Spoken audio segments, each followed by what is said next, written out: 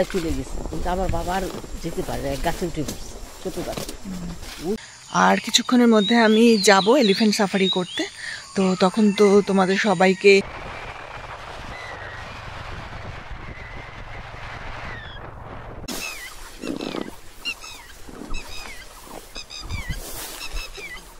ময়ূর নাকি দোবাটার পাশে না ময়ূর না পাখি।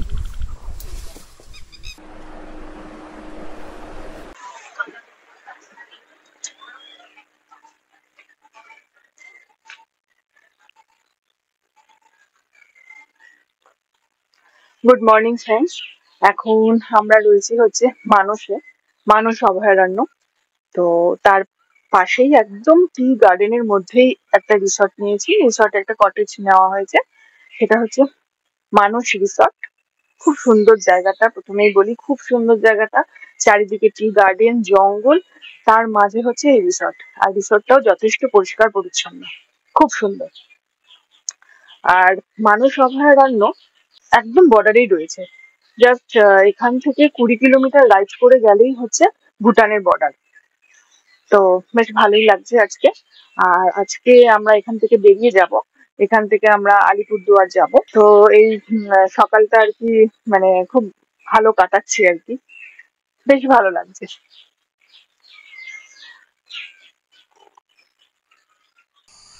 মানস ন্যাশনাল পার্কটা মূলত প্রজেক্ট টাইগার রিজার্ভ আর এলিফ্যান্ট রিজার্ভের জন্য বিখ্যাত।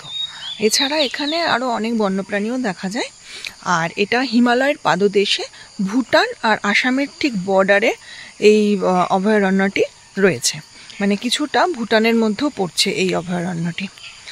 আর কিছুক্ষণের মধ্যে আমি যাব এলিফ্যান্ট সাফারি করতে, তো তখন তো তোমাদের সবাইকে সেই সাফারিটা পুরো ডিটেলসে আর কি দেখাবো। আর তাহলে আমার চ্যানেলটা দেখতে থাকো, অবশ্যই সাবস্ক্রাইব করে দেবে আর ভিডিওগুলো লাইক ও শেয়ার করতে থাকবে। তাহলে এরপরে দেখা হচ্ছে আবার জার্নিতে। আমাদের ব্রেকফাস্ট চলে এসেছে, পুরি আর ডাল। ব্রেকফাস্ট সেটা আমাদের হোটেলের আর কি ইনক্লুডিং ছিল ব্রেকফাস্টটা। ওই ডান দিকে রাস্তাটা। আমরা এখন মানস রিসর্ট থেকে বেরিয়ে সাফারির জায়গায় যাচ্ছি। এখান থেকে 1.5 কিলোমিটার দূরে রয়েছে সাফারির পয়েন্ট। এখানে সকালের দিকে দুটো স্লটে এলিফ্যান্ট সাফারি করানো হয়ে থাকে, একটা হচ্ছে সকাল 6টা থেকে আর একটা সকাল 7টা। তো আমি 7টার সময় আর কি এই সাফারিটা করছি। এখানে আরেকটা কথা বলি, যদি আগে থেকে বুকিং না করা হয়ে থাকে তাহলে রিসর্টে এসে বুক করা যায়। আমি যেরকম রিসর্টে এসেই রিসর্টের মালিক আমাকে আর কি এই বুকিংটা করে দিয়েছিল।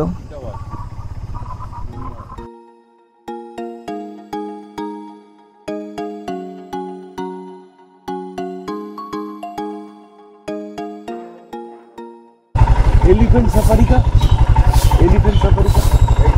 देखें ना, এই হচ্ছে প্রজেক্ট টাইগার মানস ন্যাশনাল পার্ক। আর ডান দিকে হচ্ছে কাউন্টার, এখানে টিকিট দেখাতে হয়, তারপরে ভেতরে এন্ট্রি। আমি এখন এন্ট্রি পয়েন্টে যাচ্ছি।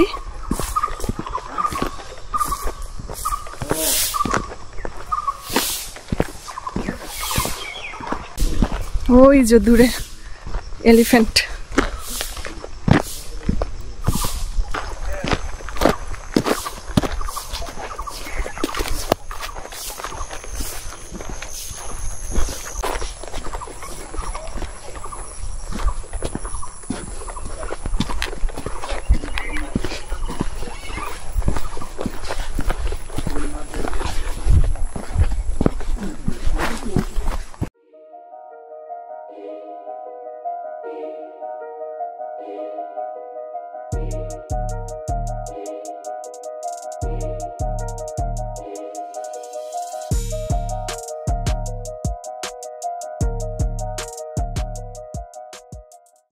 আমি এখন এলিফ্যান্ট সাফারির পয়েন্টে দাঁড়িয়ে আছি, আর কিছুক্ষণ পরেই আমার এলিফ্যান্ট সাফারি শুরু হবে।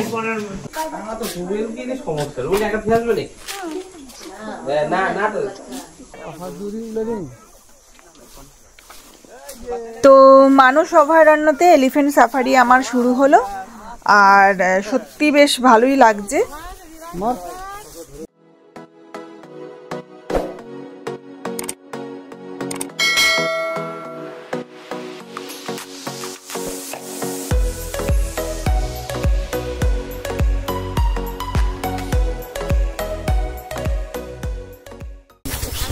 হ্যাঁ আসাম না আমরা অ্যাকচুয়ালি ওয়েস্ট বেঙ্গল জলদাপাড়া। জলদাপাড়া। আমরা ওয়েস্ট বেঙ্গল কলকাতা। আমি জলদাপাড়ায় ঘুরেছি, লাটাগুড়ি ঘুরেছি, অভয়ারণ্য সব। আমাদের বাড়ির পিছনে হাঁটি আছে। জলদাপাড়ায় যখন থাকো তখন তো এদের সাথে দেখা সাক্ষাৎ হবে। কাজিরাঙাতে এরকম জঙ্গল পাইনি, তখন ফেব্রুয়ারি মাসে গেছিলাম তো, জঙ্গলটা তখন মানে সবুজ ছিল না, বর্ষার শেষে। কিন্তু গন্ডার দেখেছি, এগুলো গোবর মনে হয়।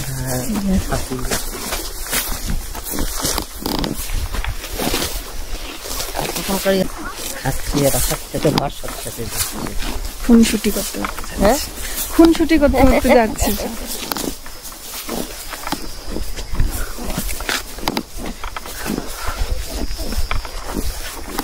জঙ্গলের ঘনত্বটা দেখে তোমরা বুঝতেই পারছো এখানে মানে কতটা জঙ্গল, পুরো চারিদিকে সবুজ, বড় বড় গাছপালা রয়েছে, যতদূর চোখ যাচ্ছে শুধু জঙ্গল আর জঙ্গল। আমরা আসার সময় গন্ডার দেখলাম না, দেখি এর মধ্যে গাড়ির থেকে গন্ডার দেখে গেছি। বৃষ্টি পড়ছে। ময়ূরের ডাক হ্যাঁ হ্যাঁ আশেপাশে আছে। ওই দেখো আরেকটা ওই ভিতরে জঙ্গলি ভিতরে। হ্যাঁ ওই যে দূরে, ওই যে দূরে হাতি, ওটা জঙ্গলি হাতি। জঙ্গলি না,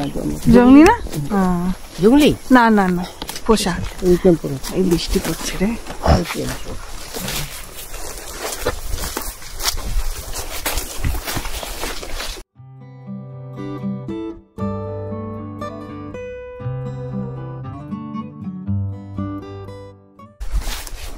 আমাদের দেশের নর্থ ইস্টের আসামের হিমালয়ের পাদদেশে অবস্থিত মানস ন্যাশনাল পার্কটি ইউনেস্কোর বিশ্ব ঐতিহ্যবাহী একটি স্থান। আগেই বলেছি এটি প্রজেক্ট টাইগার ও এলিফ্যান্ট রিজার্ভ ফরেস্টের জন্য বিখ্যাত। প্রায় ৩৯,১০০ হেক্টর এলাকা জুড়ে এই ন্যাশনাল পার্কটি অবস্থিত। এখানে pygmy hog, golden langur, hispid hare, কচ্ছপ ছাড়াও গন্ডার, এশিয়ান হাতি, রয়্যাল বেঙ্গল টাইগার রয়েছে। এই পার্কটি জুন থেকে সেপ্টেম্বর পর্যন্ত বন্ধ থাকে, বাকি সময় এখানে ভিজিট করা যায়। এটা ময়ূর নাকি? দোবাটার পাশে না ময়ূর না, পাখি। ওই দেখো গন্ডার পিছনে, ওই যে ওটা আস্তে আস্তে আস্তে ওই যে দুইটা গন্ডার। ও দুটো, 8টা। এখানে জল খেতে আসে। ওই দেখো মাটি নিয়ে নিজেই খেলছে, গায়ের মধ্যে লিখছে। ওদিকে আসলেই তো দেখা যেত, তাই না? ভালো করে।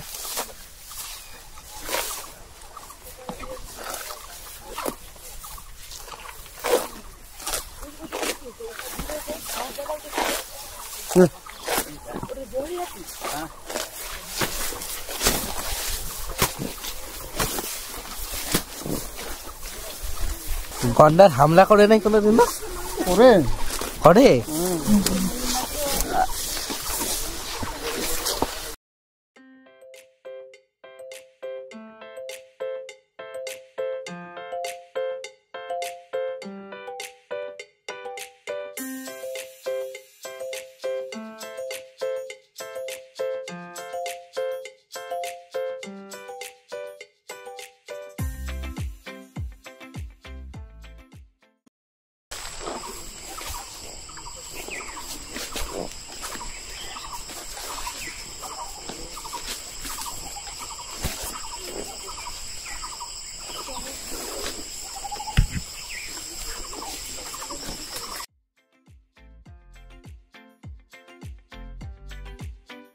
এছাড়া বেঙ্গল ফ্লোরিকান ও জায়ান্ট হর্নবিল সহ প্রায় 450টিরও বেশি প্রজাতির পাখি এই পার্কে রয়েছে।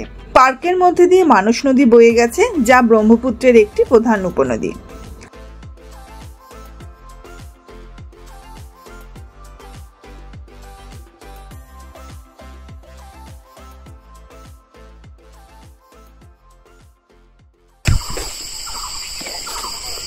এখান থেকে কিন্তু পাখির খুব ডাক শোনা যাচ্ছে, খুব সুন্দর ডাক, তোমরাও শুনতে পাবে। দেখো একটু,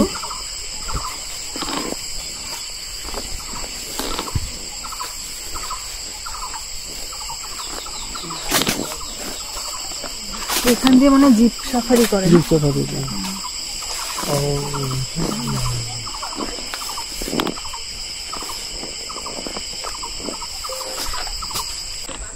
বহাগের বিহু যে বিহু গায় না, হ্যাঁ হ্যাঁ হ্যাঁ, এটা লাগে। আর এইটু ছোট, এইটু হল বড়। ওইটা ভালো, আমার আছে হ্যাঁ হ্যাঁ, সুন্দর ফুলগুলো। ওইটা আছে আমার জায়গায়, আমার ঘরে এটা লাল আছে, লাল এইটা আমার ঘরে আছে। কপৌ ফুল, এইগুলা কপৌ ফুল।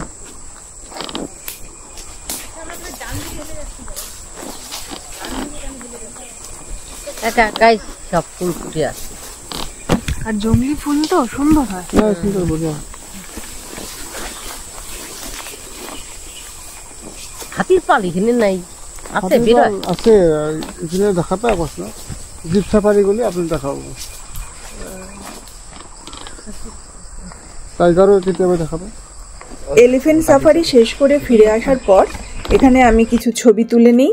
এই সাফারিতে দূর থেকে দুটো গন্ডার আর একটা ময়ূর ছাড়া বিশেষ কিছুই এবার দেখতে পাইনি, কিন্তু এই ঘন সবুজ জঙ্গল আমাকে খুব আকর্ষণ করেছে। এত ঘন সবুজ জঙ্গলে আমি এর আগে কোনো সাফারি করিনি, তো পশু পাখি সেইভাবে দেখতে না পেলেও এই ঘন জঙ্গলের মধ্যে সাফারি করাটা আমার কিন্তু খুব ভালো লেগেছে। আমি বেশ এনজয় করেছি আজকের এই সাফারিটা। তো এই সাফারি শেষে আজকে আমরা নেক্সট ডেস্টিনেশনের দিকে রওনা দিচ্ছি। আমাদের আজকে জার্নি শুরু হচ্ছে। আমাদের আজকের ডেস্টিনেশন নিউ আলিপুরদুয়ার।